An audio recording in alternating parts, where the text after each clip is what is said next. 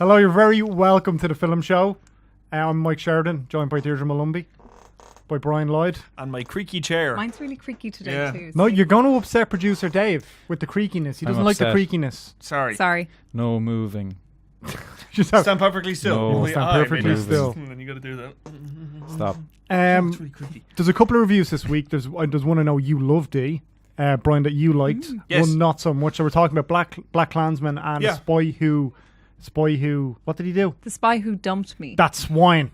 I know. That swine. How dare he? Dirty, dirty swine. And then we've got some movie news, and we're also going to talk Seven.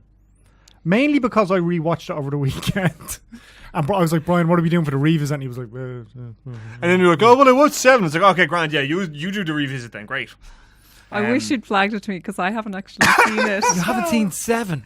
No, I was telling Brian this before he came on air. My friend told me everything that happened in it. So I he haven't. ruined it for you. Yeah, Oh, okay. That's a shame. It's a tricky one to avoid the ending of, isn't it? It's like The Sixth Sense I or don't something. think I would have known though. Yeah. Like she literally told me every single one Why? of the seven. Did you ask her to like No, her? she just kind of started telling me. Was your friend I was watching this Wikipedia? movie. I was watching this movie Seven the other night, and this happened, and this happened, and I kind of just let her keep going. And next thing I knew the entire plot. Oh, well, that can happen. Yeah. What was your favourite part?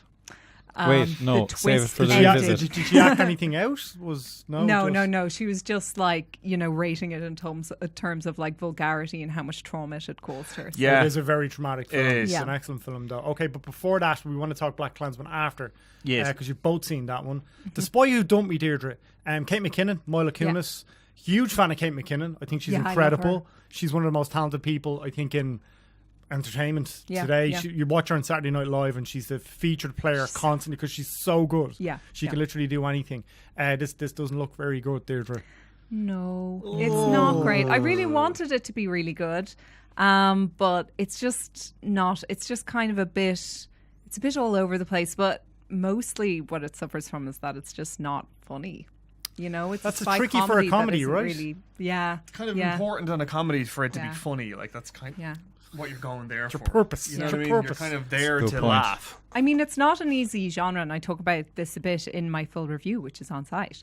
But I was talking about how spy comedy, like, you don't really have many classics kind of in there. Like, you have ones like there are some people who really like Spy, some people who really like The Man from U.N.C.L.E. There are some people who really hate The Man from U.N.C.L.E., actually. Wait a minute. You watched The Man from U.N.C.L.E. over the weekend, didn't you? yeah. And one of the people who hated I that guy right there. I just thought it was generic. I really, really liked it. really enjoyed it. I really Me enjoyed it too. too. There you are. It does seem to spark off this kind of... Oh, rude. Hello. You did the hello bit. Yes. Sorry, go on, Deirdre. Yeah, but it does seem to spark off that kind of love it or hate it response, The Man from U.N.C.L.E., for whatever reason. But in any case, I think aside from maybe the Austin Powers trilogy, which I just think are brilliant, and they get kind of the spy and the kind of having fun with the whole like James Bond and kind of totally ripping the piss thing, and then also just being very, very funny movies. I think they're one of the few films that have kind of got it right. But this film, it's just kind of and it drags on, and I love Kate McKinnon. I think that she's so funny, and even though this is a very mediocre film, she still shines through. Mila Kunis as the leading lady, I don't get it. And I mean, I saw her in Bad Moms as well. That's another comedy, and that You hated that. What about Bad Moms too? A Christmas Bad Moms. Oh, and then they brought in Susan Sarandon playing like a cowboy mom. I don't know. It was just a whole mess. But I don't get her kind of whole... I don't think that she works as a leading lady. I just don't think she has a kind of charisma or warmth. I think that the best role I've still seen her in Jackie. ever is probably... What? Jackie from That 70s Show. Oh, I haven't seen that, but I was going to say Forgetting Sarah Marshall. I would agree there, that's it. Yeah. It's interesting. She did Mark Maron's podcast recently, and Maron can't hide when he's disinterested. Yeah. And he was very disinterested. Oh, really? Yeah. And I think the film as well, I don't think he'd watched the film either. So he was very bored. And she was trying very hard because she's promoting the film. And she's like, oh my God, Obama. And everybody's done this podcast. And yeah, it was a bit like, Yeah. But I agree with you. I think that's an interesting take on Mila Kunis. And I hadn't kind of thought of it before because she's so successful. I don't know if she's a leading lady either. I don't know if she can carry a film on her own. But maybe, is that why they threw Kate McKinnon in there with her? So is Mila I would Kunis assume is so. Mila Kunis a straight woman? Yeah, exactly. And Kate McKinnon is like the kind of crazy best friend. Which she does great, in fairness. I mean, even like Rough Night last year, that one with Scarlett Johansson with like Bachelorette Party Gone Wrong, and that's so crap. And yet Kate McKinnon plays this like Australian like friend who doesn't hang out with the other girls. She just kind of comes in, because it's a bridesmaids party. So like she's kind of come in, all the other girls know each other, none of them know her, and she is so funny in that movie that she actually makes it almost kind of watchable. But is there something like with the comic relief would say, like something like Bridesmaids where you had Melissa McCarthy, or something like Pitch Perfect where you've got Fat Amy. And like, so Kate McKinnon seems to have fallen into that supporting, bring the quirky laughs role, which is disappointing given how good she is. Yeah, I think that she should be getting leading roles. Yeah, 100%. By all means, yeah. Even in Ghostbusters, Brian, and I was really looking forward to Ghostbusters. I didn't give a shit what anybody had to say because it was Paul Feig. I'm obsessed with Kristen Bell, or Kristen, absolute brain fart on her name. Wig. That's it. There you go. I'm obviously not that obsessed with her. Brain fart on her name. Kristen Wiig, but she co-wrote Bridesmaids as well. Just I don't know, like where's Kate McKinnon going to go? Where's her career going to go? I don't know. See, it's strange because, like, I mean, I take your point. Absolutely, she should be in a leading role. I mean, she absolutely should be 100% in a leading role. I do think the fact that she's still on SNL, I think that is kind of holding her back a little bit because. Do you think so? I think so. Yeah, because I think there is an element to working on an SNL that you sort of like just kind of fall into a routine and you're just kind of like there no matter what, like, and but it's a routine of SNL, not it's different in that, like, she's not doing a procedural drama. No. I mean, in the sense of like it's just it can kind of really it's very draining. My understanding of it is that it's a really draining process to be in SNL, and I mean that in the sense of like, you've got to throw everything into it. You've got to do it all. You've got to, like, write your own stuff, and then you've got to, you have to make everything your own. And, like, with regards to somebody like, Amy Poehler, for example, right? Yeah, I know my phone went off. You and said it was you were Andrea. putting I it had it on on voicemail, but then it was on Wi-Fi. Anyways, and what's her face? Amy Poehler, like, she had, like, Baby Mama with Tina Fey when she was in SNL. So, like, any of the roles they've ever done... she was gone from SNL now. She had just left, I think. That was her first one out from SNL. Yeah. Which is generic enough as well. Yeah. Exactly, which was very, very generic. Yeah, but then, of course, she went off and did Parks and Rec. So, personally, myself, I think if Kate McKinnon did a TV show that wasn't SNL, I think that would be more suited to her as opposed to trying to do something like, a movie like this, like a very generic, because it doesn't suit her. Like, that kind of comedy doesn't suit her. Like, she's known for doing really kind of out there sketches. Yeah, but even with something like Ghostbusters where it's improv heavy because it's Paul Feig, and that's one of the reasons why I don't think it worked as well as it could have, because you've got massive budget and you've got really talented actors improvising, and you're kind of building the effects around them. I just think it's a really tricky balance to get. And I thought she was trying very hard to mine laughs in that film, and that seems to be a reoccurring theme. Like, this just sounds brutal to you. Yeah. It's not that it's brutal. It's fine. It's just perfectly very meh. watchable. It's very it's very bland. I think that's worse though than when a film is just crap. But when a film is crap, you're like, you have a visceral response to it. Like, I hated it. Like, the Italian, you was on about the Italian, Man from U.N.C.L.E. there earlier. I didn't hate it. I thought, I just didn't get Armie Hammer playing a Russian and Henry Cavill playing this. I was like, what? Yeah. That for me kind of made it fun. Like, the fact that, like, Henry Cavill's accent was so crap. Like, and Armie He's always played American, so that's the thing. Yeah, but like, Armie Hammer's Russian accent, and like, D, this because you date a Russian. Like, the accent doesn't have an accent. Well, I know, but I'm just saying. Like, all his life, pretty much. So he's Irish. Yeah. Yeah, okay, but I'm saying is like, okay, fine. You've been around more Russian people than everyone in this room. Like, you don't know that. Have you been around many Russian people? I watched Red Sparrow the other night. There's lots of Russian people in that. Have you been around many Russian people, producer Dave? A few, yeah. Okay, like, as in on a regular basis. I think we're getting sidetracked. No, I'm not finishing with this. My point is that Dee has been around more Russian people than all of us combined. Perhaps. So, like, she would have more of an understanding of Russian accents than anyone in this room. I don't doubt that. Yeah, so my point is, if that Dee says, hey, this accent is stupid, I would tend to agree with it because the balance of probability says that she has been around more Russians than any of us. He didn't complain as much as he has about other actors' attempts at Russian accents. Really? Who did? Really bad? Off the top of my head. Sean Connery and Hunt for Red October. He just didn't try. Yeah, he just Sean Connery. No, that's better though, right? When yeah. it is like, look, I'm Russian, but like I'm kind of a Scottish. Sam Neill did a Russian accent in that as well, and that was pretty bad. Well, Sam Neill can actually act though. Yeah, in fairness. God bless Sean Connery. I love him. Love Sean Connery. He can act. Not really. Yeah, he can. Really. He can totally act. He does variations of Sean Connery, whether it's Indiana Jones's Da or whether it's The Rock. There's plenty of actors like that, though. Yeah, exactly. There's nothing wrong with it. There's nothing wrong with it at they're all good. Yeah, but Sam Neill's like, Well, you're going to do Hunt for Red October one of the days for revisit. Why don't you let myself and Deirdre know and we can watch it, Brian? What about that instead of me saying, I saw this the weekend, let's do that? Okay, grand. We've actually been talking about doing the revisits as a separate podcast. Yes. Because we don't feel like it gets enough time because we do it at the end of the show. So you're saying if the revisit is a separate podcast on the Film Show channel, maybe we can deep dive a little bit. Yeah. Delve, if you will, Brian. Delve. Oh, not unlike your show, The Delve, which you can like and subscribe on YouTube and Spotify and iTunes. Thanks, Brian. Did your ad for you. Thanks, Brian. Appreciate that. So, you're going to have... Yeah, okay. Look, I was actually funny when we had our editorial meeting today. We actually discussed the Revisit podcast. Did you? In greater detail. And I will discuss it after the show with you about some of my Why don't ideas. you discuss it with the people? Why can't we all just get along? No, but do you want to? Well, we go into this. No, it's grand. Because I have ideas. I have a lot of ideas for it. I've got ideas. Okay, D. So, in a nutshell, mediocre. Yeah. Spoil you don't me. Not great. Who directed this? You know who directed it? Susanna something. Susanna something. Faux-leg, maybe? What? She did like some TV shows I haven't heard of before this. TV director. TV director, Yeah, kind of yeah. switching to it, which she might have worked with maybe one of them on a TV show or something like, or Kate McKinnon on SNL or something Susanna like that. Fogel. Susanna Fogel. Fogel. Oh, I got Faux-leg Fogel, so that's Faux-leg. fine. Susanna Faux-leg. It makes as much sense to me. Anyway, avoid that. That sounds Yeah. brutal. Give that a miss. No bueno. Stop looking at your phone. Turn her off. It is off.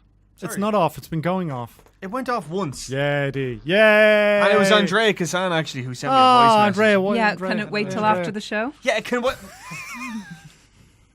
I loved it this week. This She had a is couple of so zingers off air as snappy. well. A couple of absolute zingers off air. Jesus. Brian didn't know what to say. Okay, BLACKkKLANSMAN. This is Spike Lee's new movie. Yeah. New Joint. Spike Lee's New Joint. That's what he calls him, isn't it? Yeah. Denzel Washington's son is the lead in this. John David Washington. John David Washington. Adam Driver's in it also. The reviews for this have been absolutely phenomenal. Just how, like, I know you guys both liked it, but you liked it a little bit more than Brian. Yes. I thought it was brilliant. I don't even know where to start. This film is just so incredible. Everyone needs to see this film. Like, I don't know how to even kind of summarize it. It's got so much going on in it, so many layers. It's like an action film, it's a comedy, it's referencing all the blaxploitation films, obviously, like Sweet Sweetback, Badass Song and Shaft and all of those, and Coffee. Shaq and everything, and Coffee, yeah, and so it's like a political kind of thriller as well, and a cop drama, and it's just got so much going on in it. Stylistically, it's so cool. Although, what I like about it is it's not too artsy fartsy either. You know how Spike Lee's earlier stuff like Jungle Fever and She's Gotta Have It and all those were very, very stylized, and this one he's reined pared it in. back, It's a bit more quite a accessible. bit. Yeah, exactly. And it just kind of comes out in these moments. For example, there's a rally at which this speaker is talking about how black people have been oppressed for so long and everything, and there are these shots of all these black people just looking up to the light, and just it's just on their faces, and you just see the faces and the hair, and just how beautiful they are, and how they're all part of this community and this moment, and it's just so incredible. And then there's a scene shortly afterwards where they're at this disco and they're just dancing around, and it's just euphoric and joyful and amazing. And yeah, the acting in it is brilliant. Adam Driver is very good in it. John David Washington is brilliant. He's Yes. great. Denzel Washington's Yeah. son. He's gonna be huge. Yeah, and what I love about him, compared to his father, I actually think that he's a much more subtle actor, and I think that's really going to speak to him in relation to kind of distinguishing his career from Denzel Washington's. Because I think that'll be really important. They're very and it's different. They're good. going to go for very different roles. Exactly, I think so. Yeah. And I think as well, I think John David Washington, compared to his father at that age, I think he has more of a warmth to him. I think there is a certain I think so amount too.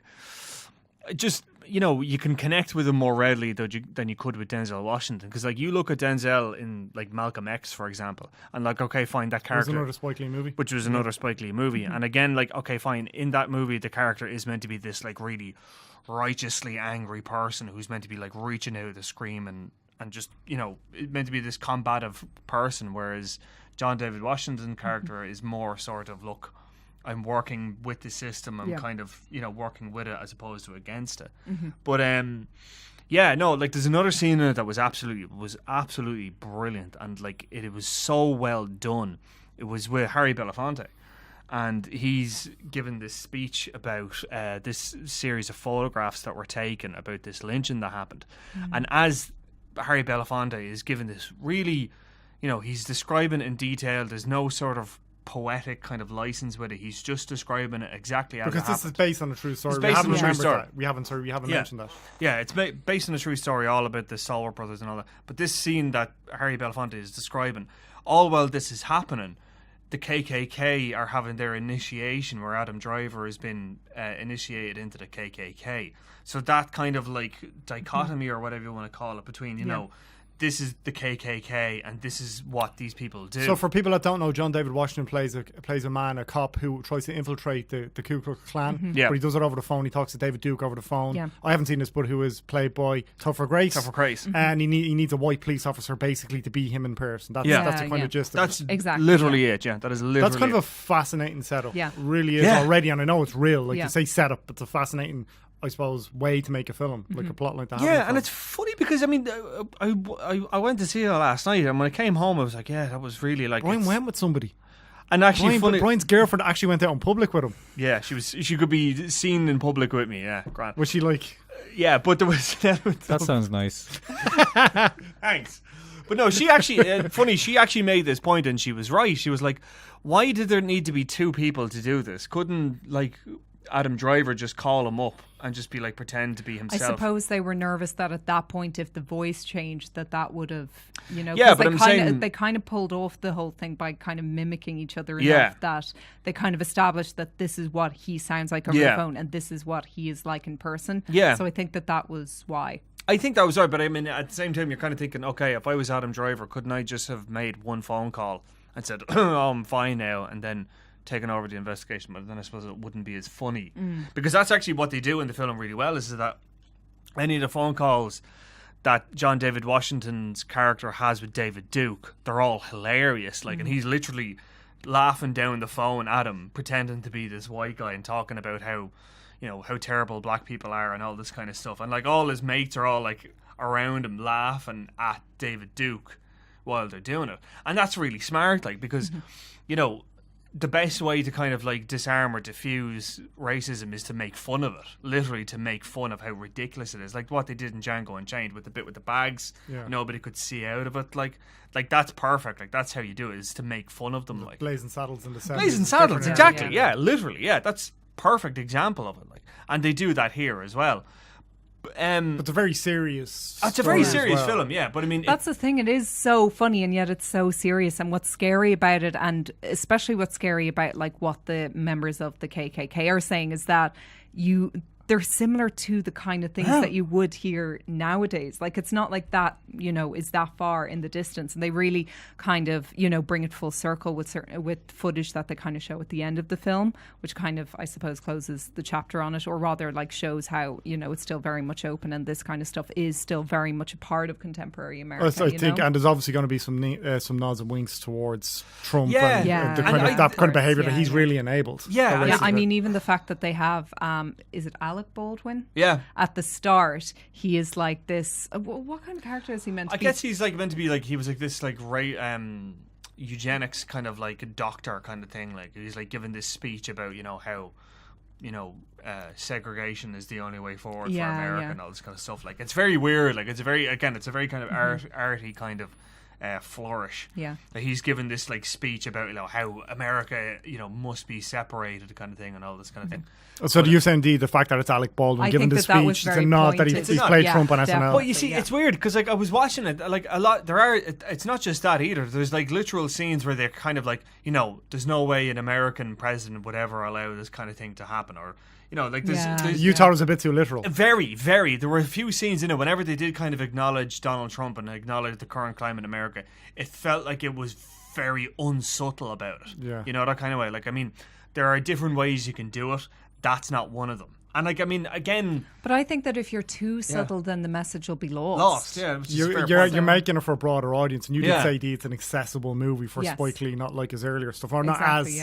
yeah. I suppose like kind of arty or overly stylized as his earlier stuff. So you said this is a 5-star film for you, too. So yeah, I think it's one of the best films of the year so far. I'd put it in my top 5, maybe even my top 3. Ooh, creeping in there. Yeah. What about you, Brian? You were like, I liked it a lot. I definitely liked it a lot. I mean, I'd lean more towards 4, and the reason why I'd kind of take 1 star off it was because I felt that the pacing of it was a bit off. I think there. Really? Yeah, I was completely transfixed from start to finish. Completely. Yeah, I mean, I moment. was definitely in on it. I mean, like when it got me, it really, really got me. But I think that there were certain parts of it where I was kind of like, you know, okay, how long is this going to take, kind of thing. Like it feels like it's kind of sagging a little bit. And as well, I feel that some parts of it were very unsubtle as well, like the bits with Donald Trump and stuff like that. But no, I mean, as an experience and as something to watch, definitely, I think this is really important. I think this is one of the things that everyone should see. What did Kate think of it? And I know you went with your dad. I want to know what the people that went with you thought of it. I always think that's Kate really interesting. liked it a lot as well. Kate really she was looking forward to it. She was like, literally, this was like,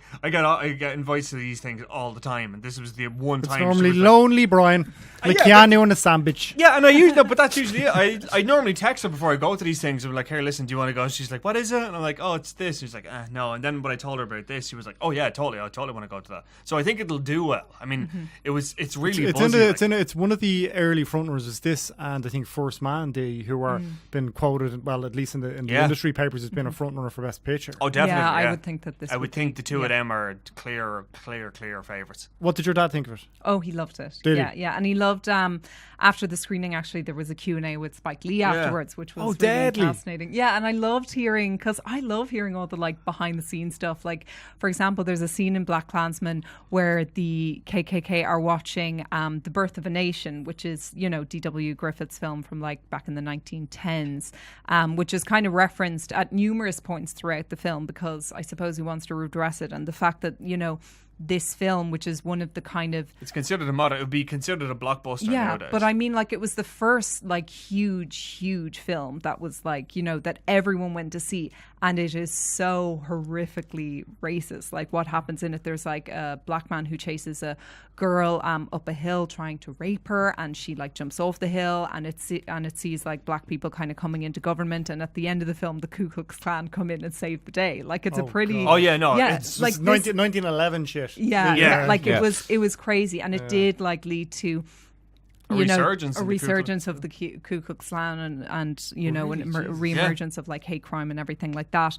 But in the film BLACKkKLANSMAN, you see the KKK watching the film and they're cheering along and eating popcorn with it. And Spike Lee was like, "Now I don't know if that actually happened, but I put it in because it was really funny." Yeah. That's and all the way, that whole scene is when your man Harry Belafonte is talking about it. He comes up in the documentary on or like Robert Kennedy. Yeah. A lot Harry Belafonte and how instrumental he was in that movement, at the civil rights movement in the 60s in America. It's like it was obviously a turbulent time, but it's a fascinating time to look back on historically, to go, holy shit, you know. How far they've come, like. Well, how far they've come. Not gone back. Like, that's the thing. There's a xenophobe at best. I take a charge of the free world that's at the one way moment. of saying it, yeah. Okay, let's move on to some movie news. Brian, you're gonna go movie news this week. I am. You stole Dee's bit. Yeah, but Dee stole my phone. I need my notes. My notes are on. My notes are on the you thing. You gonna dance first? You have to do the dance. Oh yeah, I got to do the thing. There you go. Thank you. Nice little double act. Double act. Yeah, that's well coordinated. What do you do? What do you say? We're going to do a double act. So yeah, the first story I have is about Kelly Marie Tran, who played Rose in The Last Jedi. And of course, we were talking about this, I think, around the time it actually happened. She got absolutely horrific and horrendous abuse, and actually just deleted her entire internet presence, really. It's like she deleted her Twitter and Instagram and all this kind of thing. She wrote this big long... And what I find so surprising about that as well is that the film came out like last Christmas, and she deleted all her like social media presence at the start of this summer, which means that was going on for months before she made the decision of I can't take it anymore. She literally can't look at her ads from which is kind of horrific that you think that it was still going on for that long to that extent, you know? Yeah.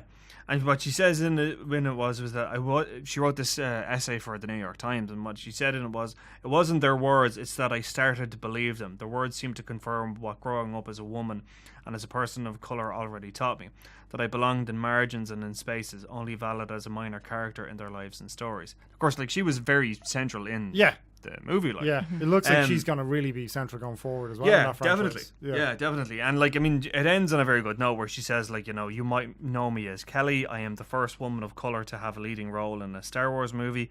I am the first Asian woman to appear on the cover of Vanity Fair. My real name is... Really? Yeah. That's mental. Isn't it? Yeah. Yeah. My real name. You're blown away by that now. That's It's 28 anyway. Sorry. Yeah. And even then, I think that she like shared the cover, didn't she? Yeah, it was like women of Star Wars. Star Wars. Yeah, it was women of Star Wars, and she was one of them. Yeah. My real name is Luan, and I am just getting started. So it's really good. It's really go on, good. Luan. Yeah, it's fair play to you. But yeah. So okay, so what about these shitheads on the internet then? It always reminds me of Jay and Silent Bob Strike Back. Have you seen that? I have. Yes. Have you seen this? Have you heard about this? Where at the end of it, they track down. It's like, it's a poopscoop.com. You ever seen that Jay and Silent Bob Strike Back tea? That's really good. Kevin Smith was really kind of prevalent as a cinematic force. God bless him. Around when I was in school and when I was in college, and Clerks 2 was hilarious. He's a really good writer. He's a really funny writer. Kevin Smith didn't he do Zack and Mary Make a Porno? Yeah, he did. I watched that a few weeks ago. It's on Netflix. Man. It's very funny. It's good fun. It's really good. It is funny. Like it is Elizabeth Banks and Seth Rogen. It is gas. It is funny. But in Jay and Silent Bob Strike Back, they're at the end of the film. But basically, it's the two guys from like kind of minor characters in that universe, the View Askew universe, is it? But that's what they used to call it. And they are getting their own movie. There's a movie been made, very meta movie been made about them in Hollywood, and it's like Ben Affleck's in it. So Gus Van Sant is a very funny cameo in it, where they end up on the set of Good Will Hunting 2. And hunting season, and it cuts to Gus Van Sant, and he's just counting money. He's like, Ben's like, action, or he's like, but Jesus, Ben, I'm busy, and he's just counting the money. Some very funny bits in it. But anyway, at the end of it, applesauce, yeah. But at the end of it, they track down everybody who'd ever talk shit about them. They use the money that they'd made from the film just to like basically, track them down. And they're all these like little freaky teenagers just kind of hiding behind a stupid avatar. Yeah, keyboard warriors, yeah. So, but I mean, is there more of them now? Like, this is the whole thing, and I know this is an extremely broad question, right? But are there more of them now? Do they just have an outlet now? Are people are worse? Like, have we come on? Are people just worse now? I think it's the first two. That there are more of them now, and that what was the other one? That they have an outlet. Yeah. Yes. It's literally that. It's just the fact they have that numerous outlets. Like, don't forget, like, I mean, like, when Jay and Silent Bob Strike Back was made in 2008? No, earlier. Well before. Earlier, 4 or 5. Yeah. So there you go. Like, that was like before the internet had really taken off. Poopscoop.com. Yeah, Poopscoop. Basically ain't a cool news. Yeah. But like, that's it. Like, in between now and then, the internet has just become even more part of daily life. Literally, look at us. Social medias now. Yeah, social media. That was a comment section that they were talking about. Yeah, exactly. So like, it's just the sort of thing that it's like, you know, it's become more prevalent. Therefore, these types of people who will do this kind of stuff, and the people who will comment underneath videos about this very podcast, will decide to just say whatever they want. I have to say now, myself and Brian both engaged this. Generally speaking, we get really good feedback over the show, and like I get a lot. Specifically for a couple of interviews I've done, I've gotten like thousands of comments, thousands of comments giving me shit. But this is the first time I've gotten shit for the film show, so I was really excited. So I kind of engaged with it a bit. But the guy's avatar was like Superman. Red Sun. Whatever, as he corrected you. Yeah, but I thought it was really funny because he said, like, what would you three hipsters know about films? And I said to Brian, like, I think it's my glasses and your beard that are making us a hit. And he was like, I have a master's. That's how much I know about film. I have a master's in film. And a bachelor's. Do you have to have the bachelor's to get the master's? How does that work? It's weird in Trinity. Yeah. Fucking weird. Well, and actually now there's 4 of us. Producer Dave there in his tie. In visual form. Yeah. I was like, I'm not wearing a tie, but I get you. I have a take on this whole thing. You can decide what temperature it is. I think the Star Wars fans are the worst fans, and I think it's particularly the Star Wars fans. Now, I never saw the original trilogy until about 2 years ago, and I'd only seen one of the new trilogy. You were outside doing stuff. I watched sci-fi films and stuff, but I just kind of never got around to it. And it was actually my brother asked me would I go to the Force Awakens with him, so I watched the previous 6 films over like 2 weeks or whatever like that, because I said obviously I would go. And I was looking at the films not as someone in the 70s or 80s looking at all these CGI wonders or whatever you'd call them. I was looking at them as, I suppose, cynical mid-20s. An adult. Yeah. And I thought they were a bit rubbish. Personally, I did not care for Chewbacca at all. I saw your eyes widen. See, this is why I think this is kind of more directed at you. I'm trying to say this as objectively as possible. Yeah, please. And I think... And when I said that I didn't like Chewbacca, particularly that I said Jar Jar Binks is less annoying than Chewbacca. Ooh. That oh was, my gosh. Because at least he actually talked. Get him, Dave. Get him. And, like, you know, it was badly made sets. It was poor acting and all this. But at the same time, I think the thing is that essentially it is ostensibly a children's film. Kind of early teens. It is. All these children and early teens from back then, they're watching the new films and they're not having that same sense of wonder and awe, and they're upset about that, and they want it back. That it's not going to happen, but like no matter what they do with films, it's going to be a disappointment, and they're very, very angry about that. Yeah, and that's why they're taking it out on the new actors and directors and such. I'll rate that a lukewarm take because I agree with everything you said, and I think any logical. You think person, Star Wars is crap? No, what I mean is that any logical person would look at this and say, like, you're absolutely right. I mean, like 90% of anyone's connection with Star Wars who really, really love it, it's a very emotional thing. It's something that they saw when they were like 10 years old or something like that.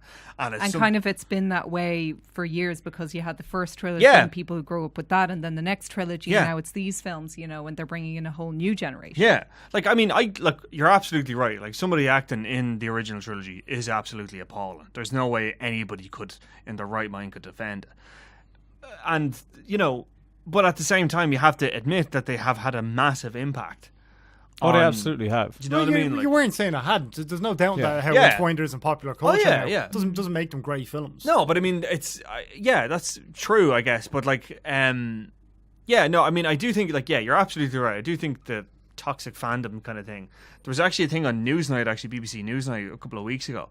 George Lucas was interviewed about just toxic fandom in general, and he was interviewed about his time with Star Wars for the prequel trilogy, and like the stuff that he got, like he was literally getting death threats from people who had like literally seen, you know, Return of the Jedi in 1983, and you know were absolutely disgusted that, you know, they made that they even made a prequel, that they didn't make a sequel. Like, yeah, I mean, I think, you know, there is a certain amount of this that, like, I think people make huge deal out of like, I mean, and this is going to sound ridiculous, right? Yeah. But people make a huge deal out of death threats. Celebrities make a huge deal out of.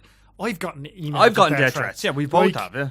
You're like, all right, go on. Like, it's kind of funny. Do you know? I get why people would be scared. Yeah, but it's also something that like a George Lucas can go. I've gotten death threats. I'm like, I don't think. I'm sure I'd be grand in your mansion, George. Like, I'm sure. Yeah, no, I mean, I'm sure. But he's. I suppose he's trying to, you know, put an emphasis on the response that he's gotten, the negativity that he's gotten for. But that's not just Star Wars. That's like football fans that are like obsessed with their team. Like, the actor who played Gunther got a lot of them after he broke up Ross and Rachel because he told Rachel about Ross cheating on him. This is for Friends, by the way. Yeah, but people don't recognize his names. But that's true. Like it's everything. Like I've like sort of out of people I've interviewed or have kind of interacted with in a I suppose like who are famous, who'd be globally known. So like I've interviewed Conor McGregor a bunch of times, I interviewed Jordan Peterson, and they are two of the most polarizing people on the planet for very different reasons. But the responses underneath the comments underneath those interviews will just, if you look at them in any sort of literal sense, they're you crazy. Would walk away. No, but it gets deeply personal. Yeah, you know, like deeply personal about looks, about appearance, about like small little things that you might thought yourself as, did I what? Oh yeah. If you let it, but you made a point off air where you said, look, not everybody has that kind of sense of perspective. Not everyone's equipped. Not everyone's equipped to kind of deal with that kind of thing. Like, and but don't get me wrong. I'm like, I always put their name in Facebook and see if I can find out what they look like. But like, I mean, it is one of those things where like some people are just like can be like totally blasé and just be like, look, whatever, grand, and then other people will just take it to heart. Like, you know. Well, if it's relentless, and it does sound like it was relentless with her, it'd be hard for anyone to totally distance off from themselves it, from yeah. that. You know, I mean, it's hard because see, the people who are making those comments don't have to deal with any kind of consequences. Fallout. So they just write whatever, it comes up on a screen, and they don't even think of that person as a person. Yeah. It's just they're just speaking to They're a computer an or whatever. abstract concept. But at the end of that line, the person who's then reading the comment about them, they're a human being, they're a person, and I think people online are just the worst, and it's so like horrific. Like, it's one thing if you don't like a movie, even if you don't like an actor's performance, that's fine, but don't go after a person individually. That's messed up. I think somebody, as a really famous comedian, made a point that I thought was super interesting. They said the internet is basically like you're in traffic. Like, it's like road rage because you don't have to see the person. Yeah. So if somebody bumps out, like cuts you off, and you like flip out at them and you're like abusing them down the window. That's not something you would do if you were in an elevator. Of course. And somebody bumped off you or somebody walked ahead of you. It's that, I think you're dead right. I think it's that disconnect that people feel like but this isn't real. Yeah, exactly. This isn't going to affect, because it wouldn't affect me, so this isn't going to affect people. So anyway, shitheads, the lot of them. Pretty much, yeah. Pretty much. Their life is losers. Yeah. What else you got for us, Brian? One other story I have now. I know when I told you this off air, you were kind of like, really? This It's is a a bit story? gossipy. No, it's not. And it's great, and I'll tell you why. Also, Okay. nothing's happened in movie Nothing- news yeah, in the no- last couple of days. Yeah, in fairness. I got nothing, so I had to go with this, right? So, this is a brilliant story. It happened over the weekend. Keanu Reeves, John Wick, and Winona Ryder are starring in this new rom-com called Destination Wedding. Which where- I can't wait to see. I really want It to see actually it. looks Doesn't it? gas. It Yeah, Looks yeah. gas. And they got interviewed by Entertainment Weekly, and Winona Ryder recalled this story that when they were filming Dracula, the 1992 film directed by Francis Ford Coppola, they were saying, oh yeah, we think we actually got married for real, because they actually did this whole wedding ceremony inside a Greek Orthodox church with a real Greek Orthodox priest who did the entire thing from start to finish and blessed them and did all the whole thing. And at the end of it, she was like, I think we actually got married for real. I think the guy actually did this entire ceremony, and this is actually now binding in the eyes of the Greek Orthodox Church. And Keanu Reeves was sort of like, I don't think that's true. She was like, no, this is real. And he was like, oh, I guess we're married. So then, Classic Keanu, he was just kind of like, oh, well, I guess we're married now, kind of thing. So then, the Guardian contacted, what? I just realised something. What? If he is promoting Destination Wedding and he's doing interviews and stuff, does that mean John Wick Chapter 3 is finished filming? Breaking. Or maybe, I know. He looks like he's very John Wick looking. All this stuff. Yeah, There was the some set beard. pictures a couple of last week or the week before from Yeah. New York, where with kind of sitting. I know because you shared him. Where he's just kind of sitting down with a blanket over him. And I'm like, Oh, he looks so sad. I'm like, keep Keanu Reeves warm. somebody get Keanu Reeves a blanket and a But- warm beverage. But here's the thing, right? So then today, the Guardian contacted Francis Ford Coppola, and they were like, look, listen, they've said this story. Is this true? He was like, oh yeah, it's true. They're really married. Like, we literally did this in a real church with a real priest, and we got him to do the entire ceremony. So yeah, they're technically married. WTF, Francis Ford Coppola? Why would you do that to them? That's a bit mad. But like, they were like It the so 90s. sounds like something a director like him would do. Oh yeah, completely. I can just totally imagine him like with the glasses and the beard, and just be like, so what I want you to do is I want you to go in there. Why you do Martin Scorsese? Yeah, why That's is he Martin Scorsese? No, he's Francis Ford Coppola sounds. That was almost Woody Allen. It was a Yeah, bit, wasn't it? maybe It went a bit Woody with Woody Allen, Allen. I yeah. can do Woody, Yeah. like if it was Woody Allen. Don't do it would Woody Allen, please. This is a family show. Is it? No. Families sit down to watch this. I've They been do. What are grossly you trying to say? misinformed. How do you know they don't? No, I thought that was really funny. The fact that they got married on set. But you did mention in your article that they don't have a certificate. Yeah, that means it's not legally It's binding. just for shits and giggles. No, but I mean, it's in the eyes of the Greek Orthodox Church they're married, but in a legal sense they're not married. Okay, I That's get what you. I meant. Yeah, no, there was So no what marriage. kind of advantages do they have as a result of being recognized? like, is there a under tax that advantage? No, there are no tax advantages. Do they have beautiful movie star children? I bet their children. Oh, would they be would have beautiful. such They would have wouldn't they? such children, gorgeous yeah. children. They have really Yeah. good looking gothic kids that Yeah. go into goths as teenagers. and Right. they're like, my dad's John Wick. What are you gonna do about it? Nothing. Yeah.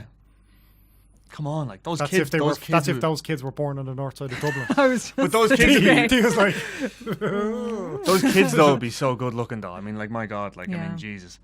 Yeah. So there you go. okay, that's it for movie news then this week. We're going to go into the revisit, and we're going to keep it We're gonna relatively. take this. I'm going to take this. Sure, yeah. This is your slot, Brian Lloyd. Yeah, but like you were Brian M. Lloyd. It's M, isn't it? Yeah. Yes. Why were you? What was that I always about? used to say Brian L. Lloyd. Oh yeah, that's right. I don't know, there's 2 L's in Lloyd, and I just got confused. And I couldn't be arsed double checking, that way. All right. Okay, so we've done a couple of David Fincher movies before Yeah. on the revisit. I was just kind of pissing around Netflix and the other night, and I saw that it was there. And Joe had seen it, so we're just like, let's kind of rewatch 7 and see how good it is. It's still no bullshit, no messing around, pure masterpiece. It is perfect, like every beat of it, the acting in it. And I was kind of explaining to Joe how Fincher had come off of Alien 3 and had a really horrible experience directing Alien 3. And at the same time, Sigourney Weaver had a serial killer movie called Copycat. Yes, I coming love out. Copycat. It's not bad, but Harry Connick Jr. is a serial killer, And Holly Hunter. And Holly Hunter. Oh, such a good film. I remember reading an interview with Sigourney Weaver. It might have been read a biography on Fincher years ago. It's really, really good. That he had input in. He did an interview for it as well. And the biographer was saying that he interviewed Sigourney Weaver too. And Sigourney Weaver had said at the time, because that and 7, both Copycat and 7 were being released around the same time. And she said, you don't go up against David. He's not going to make the same mistake that he made with Alien 3. Because if you look at any of David Fincher's music videos over the course of his career, it's obvious he's incredibly, not just visually in terms of where he knows how to put the camera, the look of stuff, but just as a storyteller and as a filmmaker and as an artist. And a couple of things about 7, because you kind of forget as well that Kevin Spacey's in it, right? And then there's that whole argument over does his behavior negate the art that he made? Yeah. Spike Lee actually mentioned that in the Q&A as well last night. Remember, he talked about can you separate the art and the artist? I think it's an interesting conversation, and Spacey's, it's obviously an integral part of the film. Yeah. D hasn't seen it, but had it ruined for in detail. Yeah, and what's Ari Gold says in an episode of Entourage: anybody that puts Gwyneth's head in a box is okay by me. That's true. In fairness, there are enough references to that moment. There are. It's such a pop culture And reference.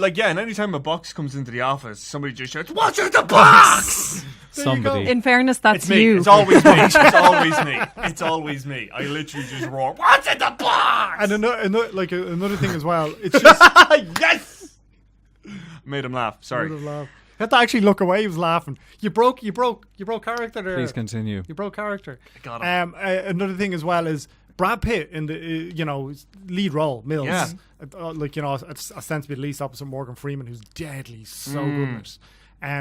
There's another one. Yeah. If we can still talk about him. Yeah, but him as a leading man, as a movie star, and seeing how seminal a movie star he was, and just his little mannerisms and there's this whole there's a lot of that stuff, right? But there's this very small moment in it where he's trying to get footnotes because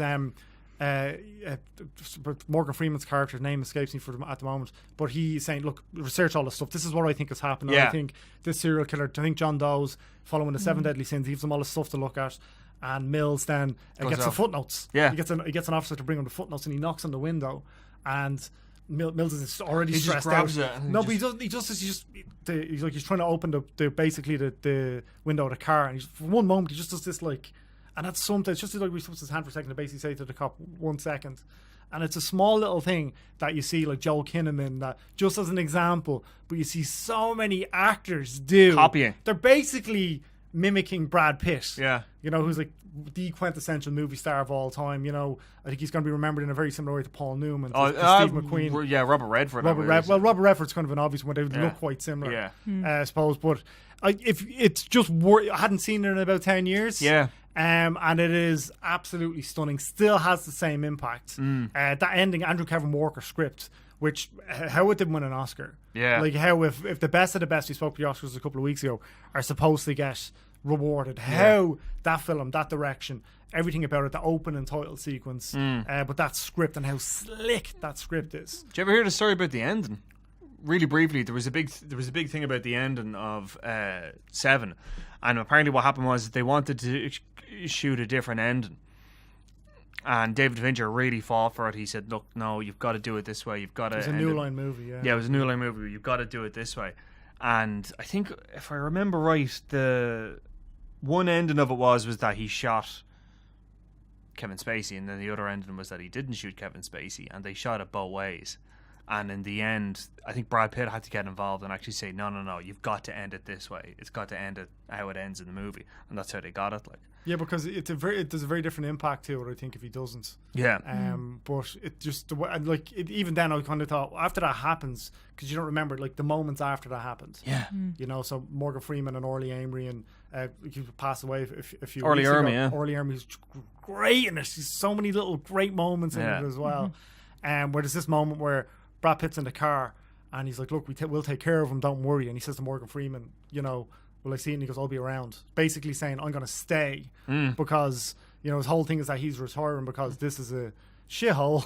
Yeah. And there's lots of, you know, horrific things happening and horrific people. That sequence where they get to John Doe before he realizes, and there's a chase sequence across. Yeah, there's a chase sequence across a bunch of buildings in the rain. Yeah, it's really well done. It's similar The to bit when he's got the gun to his head. yeah, that's he kind so well done. He hits him over the head with a crowbar or something, gets him on the ground as a gun to his head. But that whole sequence is one of the best chase sequences, one of the best sequences of that ilk in cinematic history. I'd say as well Point Break, the Keanu Reeves sequence that was ripped off in I think the 4th Fast and Furious or the 5th Fast and Furious movie.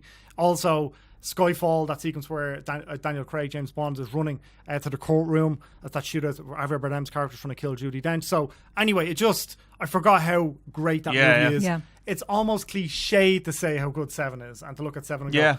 masterpiece. It is a masterpiece. Yeah. It is a no bullshit, full blown masterpiece. I'd love to know what it was kind of you know it kind of ins and outs of it now. Yeah, it's kind of, I don't know. I mean, I'm sure that watching it, I'd still really appreciate it, you know, stylistically, and you know, to see it and to see all those little details, which I do think you know, Fincher is so incredible at doing. He just captures just little moments, you know, little quirks, and I think that's like a great characteristic of his work. I'm really looking forward to seeing the next season of Mindhunter. Yeah. Because he is doing some Yeah, episodes he's going to of direct that. some episodes of Mindhunter, and he might be doing World War Z 2 with Brad that's Pitt right. as well, Yeah. which is like going to be super interesting just to see how he tackles such a commercial franchise. It's weird though, because that's been like, I don't know, I feel like they've been talking about that for years. I think that they've been talking about that since World War Z, and it's like, when are you going to make it already? Yeah. Brad Pitt's got a lot of credit for turning around World War Z because there was massive sequences cut out of that film. Yeah. It was expected to be a disaster. Mark Forster directed it, and it was expected to be a disaster. And I think it was Clooney talking at the time saying, I'm really proud of him for what he did there because he turned like a bomb, like going to lose $150 million into a serious hit movie. Yeah. By how it was Plan B, I think it was his production produced company, it, yeah. but by how he produced it. So I'm sure most people probably have seen 7 at this point, but it's worth a rewatch. Just rewatch it. It's an Absolutely absolute worth a rewatch. masterpiece. So, okay, we'll leave it there for this week. We'll have to talk about how we're going to launch the Revisit as a separate pod, so we can deep dive into stuff a little bit more. We can delve, Brian. We can delve a little bit more. Please do like and subscribe. And also, if you're listening to this on iTunes, leave a review. The show's very popular, and it's getting more and more popular. More so visually, I think, than anything else. More so the visual aspect too, because Charlotte Reed does such a good job putting it together for us. So more and more people are watching it. We want more and more people listening to it. So if you review the show, if you like it, Tell your friends. You tell your friends. Tell your friends. Not if you're that shithead that was giving us a shit on Facebook last week. Screw you, guy. Although I did enjoy it. So thank you for that. You brought me moments of joy over a hungover weekend. So thank you for that. And thank you to producer Dave. Hello. Hello. I mean, goodbye. Goodbye. Join us next week.